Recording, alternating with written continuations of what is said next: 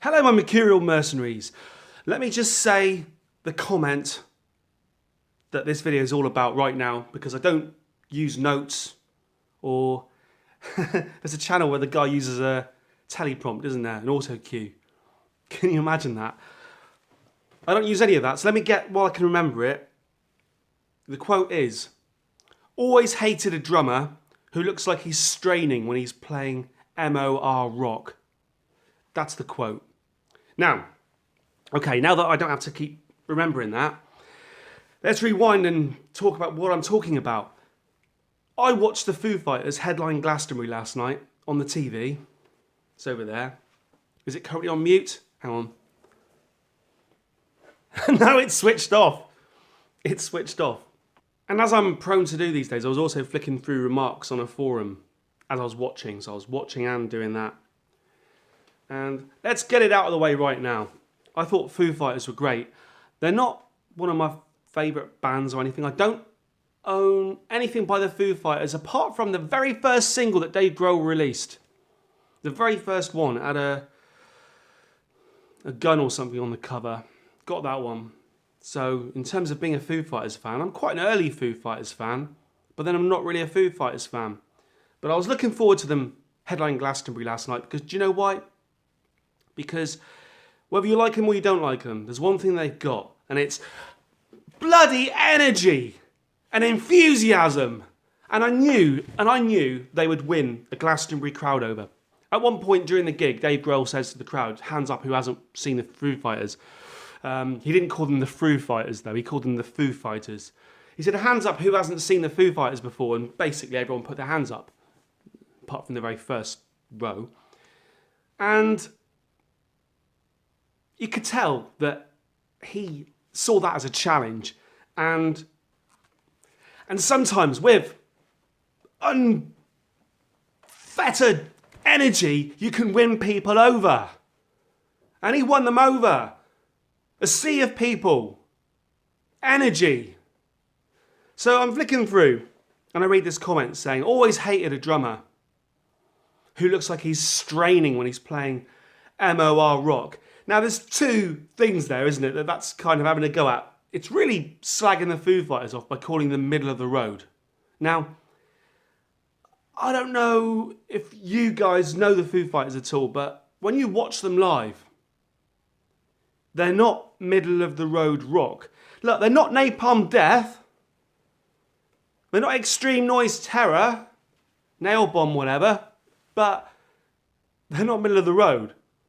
Some of it is fucking, you know what I mean? So number one, the guy was having a go at the Foo Fighters. But number two, the idea that the drummer of the Foo Fighters isn't a very good drummer because he was looking like he was straining to play middle of the road rock. Holy shit, really?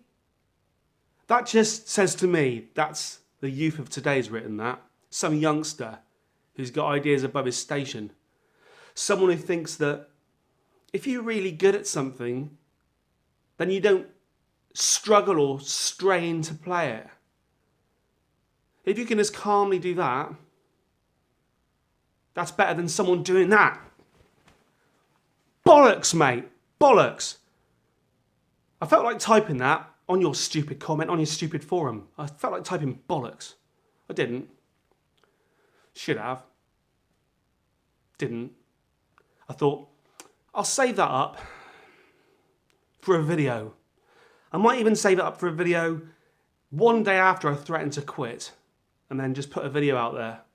So everyone goes, hang on, didn't we just say goodbye to you? We just said adios, adios, goodbye, goodbye, and fuck your puppet. Sexually. Straining to play. Put forward as a negative. Oh, God, don't make me laugh. Because the drummer of the Foo Fighters was the sweat flowing and everything into it. And then Dave Grohl, at one point, took over on the drums. In my opinion, one of the greatest drummers alive today. And he's also doing like that. That makes him bad. There's some weird people out there. And the problem is, weird people, stupid people are allowed to have opinions in our society. And what the internet's done, what this thing, the ability to just broadcast to the world has done, it's enabled the idiots to have a voice. In the olden days, in the 80s and the 90s, the idiots didn't have a voice.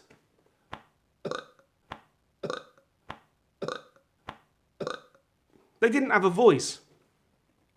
They had to stand at the back of the classroom with a fucking bucket over their head. And now, in complete anonymity, they're allowed to type out.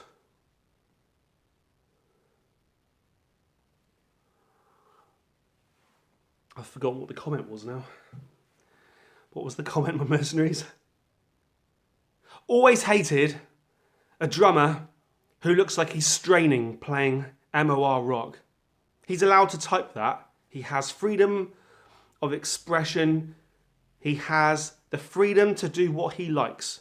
He has the freedom to slag off the drummer of the Foo Fighters during their headlining Saturday night performance at Glastonbury.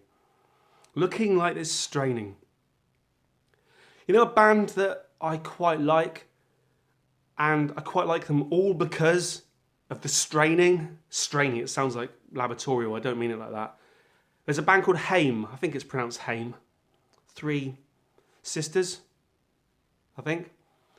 And the bass player of Haim pulls the most extraordinary faces when she's playing. She really goes for it, eh? She's like, doing all this, she's really... Every note. Fucking tongues. When I first saw them play, I think it was on... I don't know why I'm sniffing. Actually, I haven't got a tissue to blow my nose. So, loop it. Loop it, make me look worse than I am.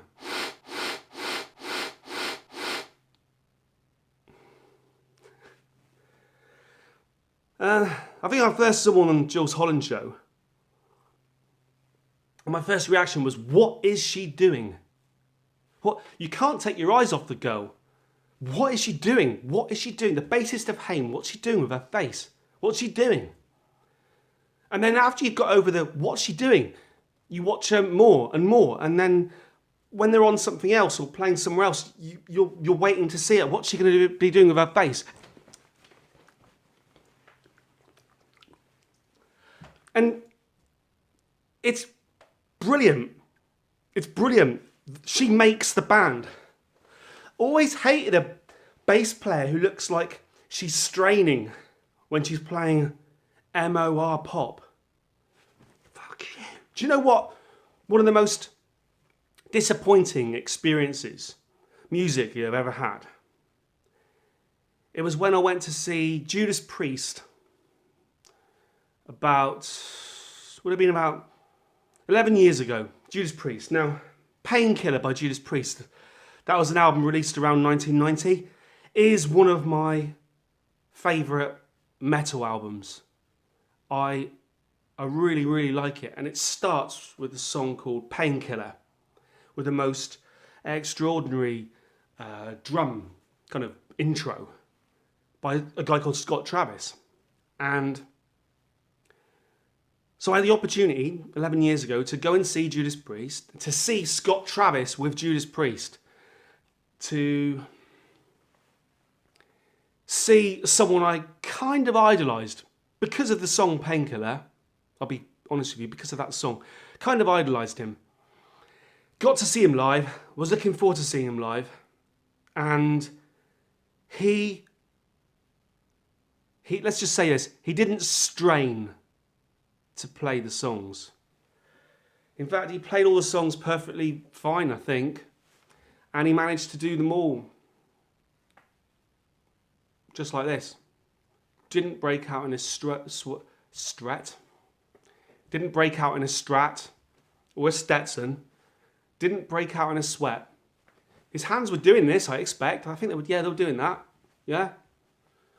He was doing all the songs and his feet were doing that, yeah. Bass, double bass drum. Yeah, he was doing all that.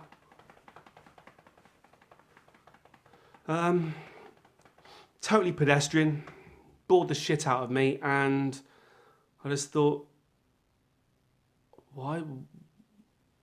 What was I expecting? What was I expecting? I was expecting fucking pizzazz. You're going to say to me now, probably in the comment section below, you're going to say, what do you mean pizzazz? You just said that the guy played the drums perfectly respectable. No! He played them like the guy who wrote that comment wanted him to play them. Always hated a drummer who looks like he's straining to play MOR rock. I think that guy thinks that this is pure professionalism and pure class. This is excitement. This is what everyone wants to see. Because to this guy, he doesn't want to see that. He wants to see this. He wants the guy to be eating his sandwiches while he's playing, because that shows that he can play the drums. Because he doesn't have to strain to play them. He's just doing that. That's what this guy wants to see. That night, the Scorpions of all people, supported, didn't they? Yeah. The Scorpions supported Judas Priest. Now, the Scorpions drummer was something else. He was incredible. So I'm watching the Scorpions drummer before Scott Travis comes on. And the Scorpions drummer, he's standing up, he's giving it all that, sticks in the air, spinning them between every beat. Fucking going for it, sweat everywhere. He was amazing. I was thinking, God, Scott Travis. If a drummer of the Scorpions is like this, Scott Travis is just going to be, no. I want to see people straining. I want to see people straining. That stupid bastard who wrote that comment, that youngster, bet he was 14. Look at me tarring all youngsters with the same brush. You have to understand what music's all about and being a musician's all about. Oh, how good are you? Oh, yeah. Oh, I can drink a cup.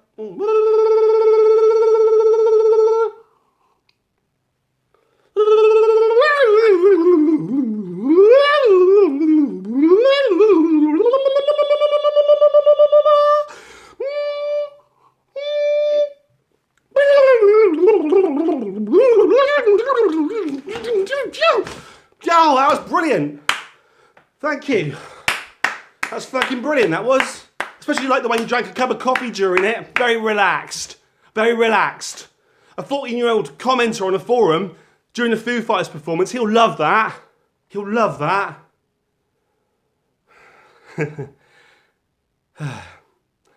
End of rant.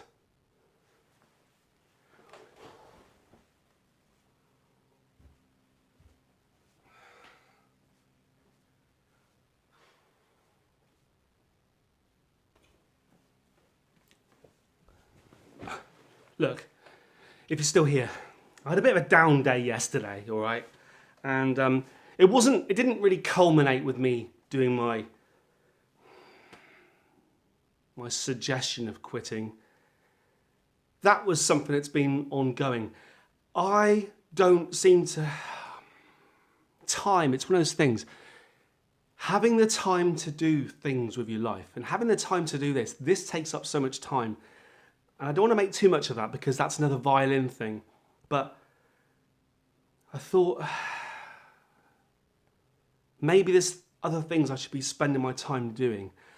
So I made that video and I genuinely meant it. And like I said during it, I think I made it quite clear that I wasn't really threatening to quit.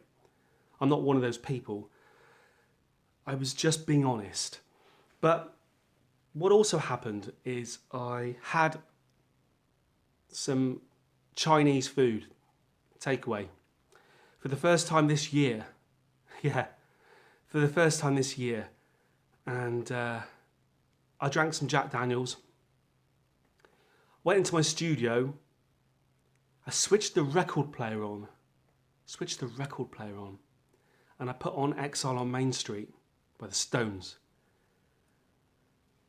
And I laid back in the chair and I drank the JD and I listened to Exile on Main Street, and I felt, honestly, I felt a lot better. I felt a lot better there and then. I genuinely meant my suggestion of not doing any videos for a while, for a few weeks. I'm actually incredibly busy for the next few weeks with various things, and it seemed like a natural break, and it also meant that I could gauge, after a few weeks not doing this, I could gauge whether anyone really wanted me. But anyway, Ed Dana put a video out this morning where he it's a very honest video, and his video and my video, the two combined, they're certainly not violin fishing for sympathy videos. They're just very honest, and I think his general point is something that I need to remember, which is just that what we've really got here, my mercenaries, because you know I value what we've really got here. We have just got a little community, friendship, whatever, and I am just talking to you. I'm just talking to you like I would if you're in the room with me now. And I shouldn't get ideas above my station, and I'm not. All right, I'm not. And Ed challenged me to just do a daily vlog for 30 days, just to put a video out there each day. Now, Ed, in fact, going back a couple of weeks, I did try something similar. If you notice the way my videos went, I had all these videos of so much production values and doing puppets and things, which various people, I don't think they went down particularly well, but I was getting to the point where I was putting so much effort into the videos. A video could take, I don't know why, it's a Hugh Grant thing. I'm just turning, I'm so sorry, fuckety fuck, turning into fucking Hugh Grant. I was putting so much effort into those videos, and some of them, like the review videos for albums and things that were like over an hour long, with loads of stuff going on in the background and pictures everywhere. And the fact is, I think it's a balance. Yeah, it's a balance, and you have to decide what you can and can't afford to do with your time in your life. And so, going back a few weeks, I was just thinking, I'll just change the way I do this. I will just sit in the corner of the room with the Eiffel Tower.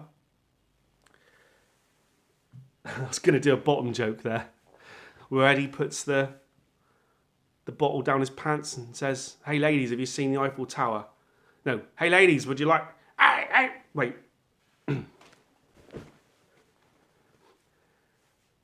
"Hey ladies, would you like to see the Eiffel Tower?" Didn't really work, did it? So at that time I put more videos out, just chucking little bits and pieces of videos out more often. And to be fair, when I started putting more videos out there more often, that's when my subscriber count, I mean, who gives a shit about subscriber counts apart from me, I suppose, but I don't really care. Do I care? I care more about views than subscribers. But anyway, when I started putting more videos out there, the subscribers did go up. And I kind of broke the 300 mark, and then once certain people realised I've broken 300, they thought, we've got to teach Mercurial number 6 a lesson, so they started unsubscribing. I don't know, there's certain people who I've got my Mercurial mercenaries, yeah? But some of you aren't Mercurial mercenaries. Some of you are just mercenaries. That wasn't Hugh Grant.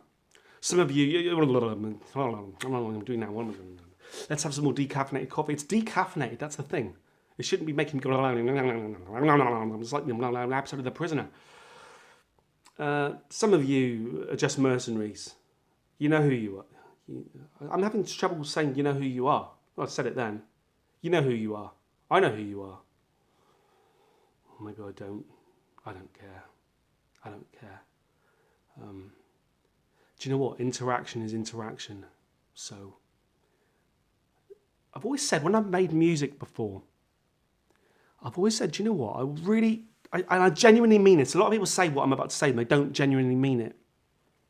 But I genuinely mean this. I would genuinely rather you hate my music, hate it, than just think it's okay. I'd rather you loved it, but I'd rather inspire the strongest of emotions, love and hate, than just, nah. What do you think of his album? Nah.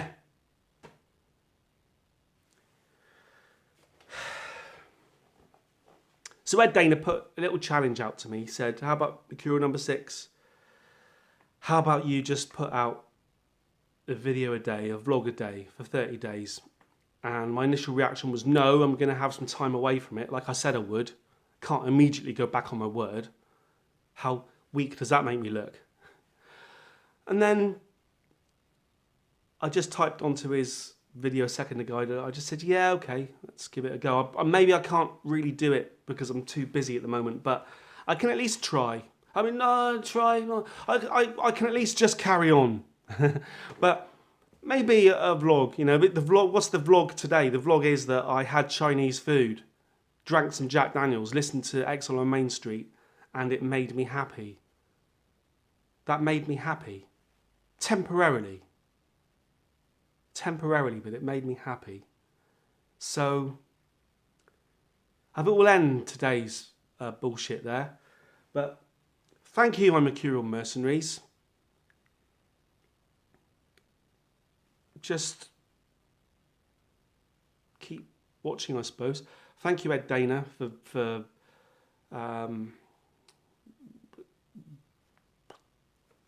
doing what you did. And thank you, everybody. Over. Yeah? Have I said anything?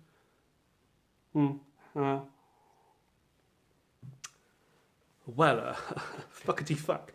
Over and out.